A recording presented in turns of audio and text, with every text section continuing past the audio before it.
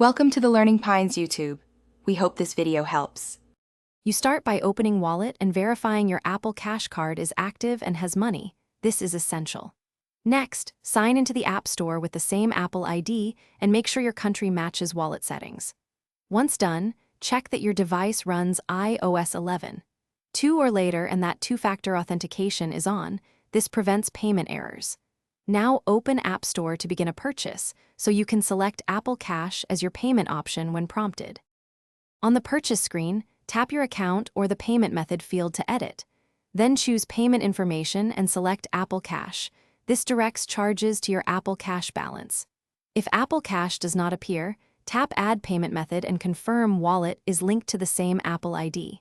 Make sure to reorder or remove other cards so Apple Cash is primary, because the App Store will try the top payment method first. Once selected, confirm and continue to complete the transaction. Complete the purchase by confirming. The App Store will take money from Apple Cash if your balance covers the full amount.